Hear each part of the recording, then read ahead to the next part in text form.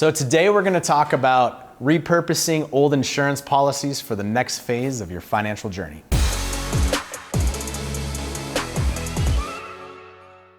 So anybody that knows my wife knows that she loves taking old things and making them new, whether it be furniture from estate sales, old things from her grandma's barn down in Oakdale, repurposing them and making them an actual useful item in our house. So anytime you walk into our house, you know that, wow, my wife has been here and completely decorated absolutely anything. So the whole idea here is that the character lives on, but the new item is a more functional version of its old self.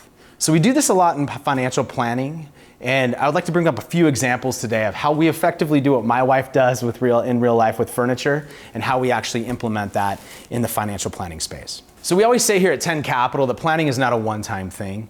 It's important for us to plan in a forward-looking capacity. What happened in the rearview mirror is exactly that. It happened yesterday, and it's important to track that and understand where you're coming from. But when we sit at the table one-on-one and talk about what are your future planning goals, I like to actually call those planning sessions. It's forward-looking. So what I wanted to talk about today is looking at an old insurance product, let's say a cash value life insurance policy that you bought a decade or two ago. Is there something that we can do with that old cash value life insurance product that served a need in the earlier phases of your life and turn it into something that we could actually potentially utilize for a forward-looking need in retirement? So let's use this as an example. So let's say you bought a whole life insurance policy that builds up cash value along the way, and you've had it for 20 years.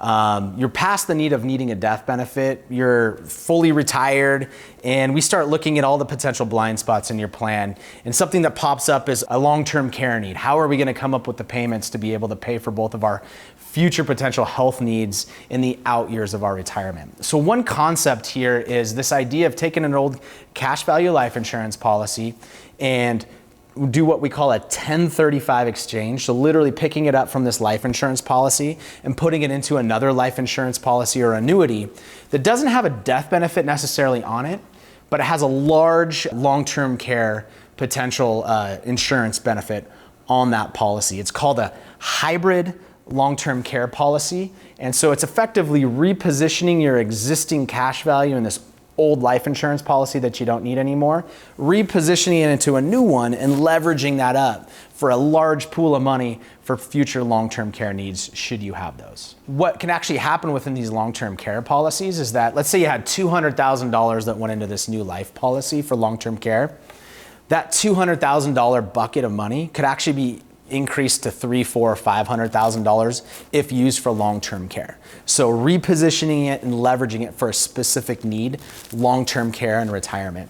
That's what we're getting at here when we're talking about utilizing some asset-based long-term care. So effectively what we're doing is instead of insuring your death, we're actually insuring now a long-term care health event, the utility of the money, and actually something that's super unique to these types of products. So let's say you put $100,000 of premium into this cash value life insurance policy, and that $100,000 over 10 or 20 years grew to, let's call it $200,000. It doubled inside that cash value life insurance policy.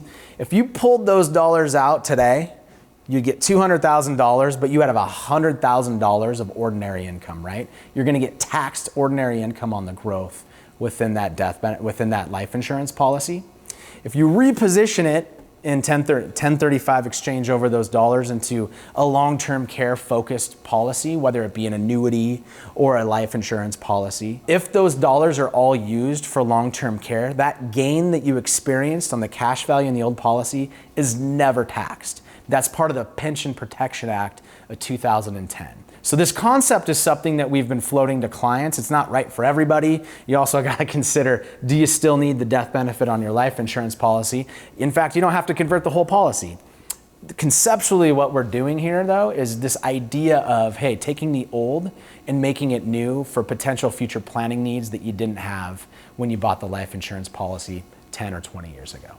So again, alongside this theme of my wife making old furniture and taking old things in our life and making them new, refurbishing an old vintage trailer, for example, it's the same thing that I'm talking about here. Just because you bought something 10 or 20 years ago doesn't mean it can't be refurbished into something that can help us on an ongoing basis as your needs change and you evolve on your financial journey. So if you have any questions about this, just not even just this concept, but anything else going on in your life that you're like, I forgot I had this old variable annuity that I bought 25 years ago. That's the importance of communicating with your advisor. So reach out to us, reach out to your advisor, and from a comprehensive standpoint, allow us to really map out everything in your financial life to make sure that there's nothing out there that we can't repurpose and use for a future potential planning need for you. Hope this helps.